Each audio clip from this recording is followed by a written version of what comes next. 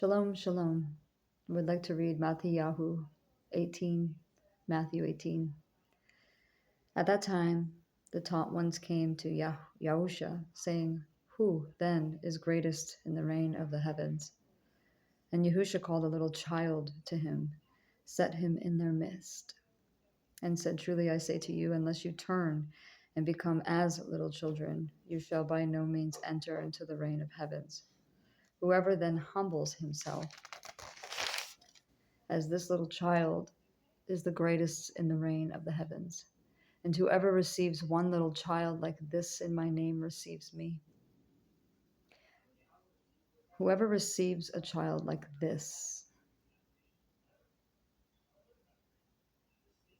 well, let's go back. What did he say? Whoever then humbles himself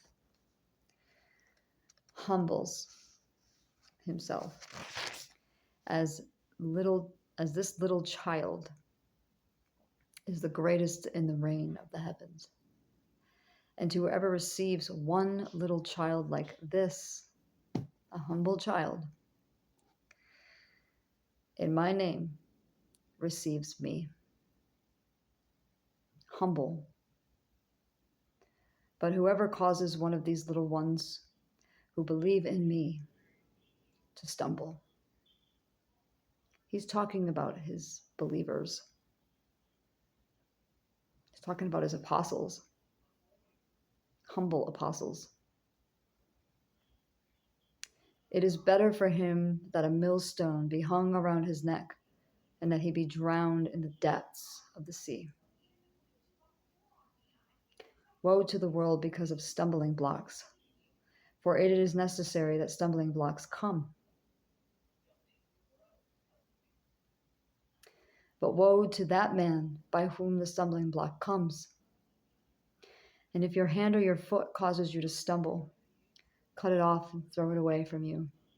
It is better for you to enter into life lame or crippled rather than having 2 hands or 2 feet to be thrown into the everlasting fire.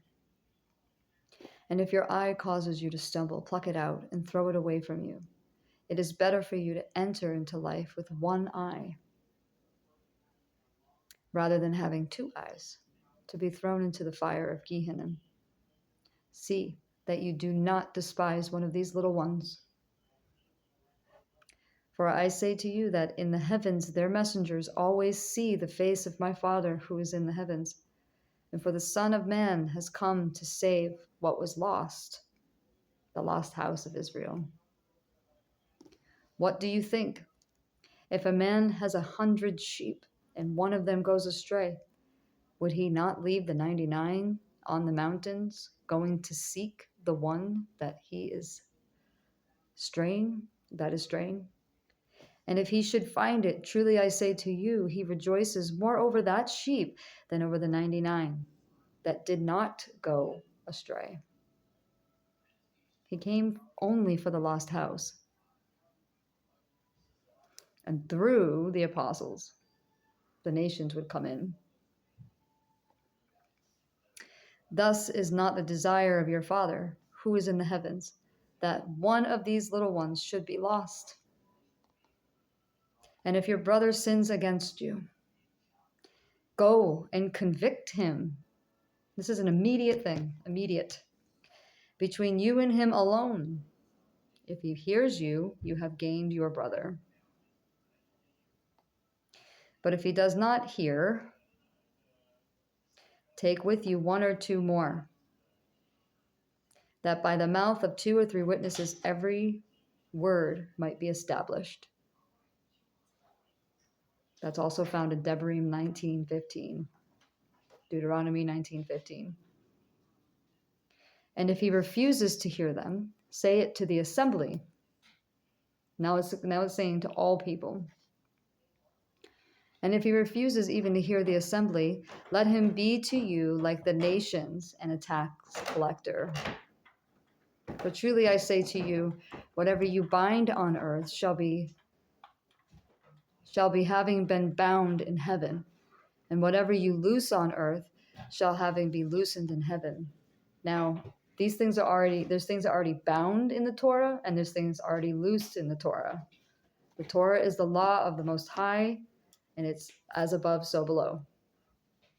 And so whatever Father has already bound in there, I just read it to you, Deuteronomy 19:15, it also will be loosed, right?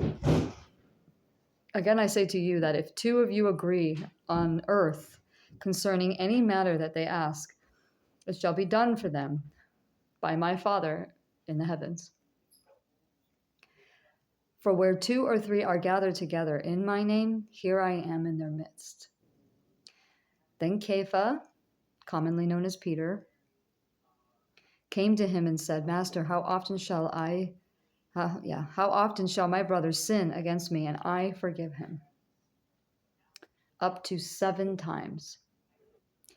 Yahushua said to him, I do not say to you up to 7 times, but up to 70 times 7. Because of this, the reign of the heavens is like a certain man, a sovereign who wished to settle accounts with his servant. And when he had begun to settle, one was brought to him who owed him 10,000 talents. But as he was unable to pay, his master commanded that he be sold, and with his wife and children, and all that he had, and the payment be made. Then the servant fell down before him, saying, Master, have patience with me, and I shall pay you all. And the master of the servant was moved with compassion, released him, and forgave him his debt. And that servant went out and found one of the other fellow servants. This is brothers and sisters. Who owed him 100 denarii. And he laid hands on him and took him by the throat, saying, Pay me what you owe. Then his fellow servant fell down at his feet and begged him, saying, Have patience with me, and I shall pay you all. But he would not, and went and threw him into prison till he should pay the debt.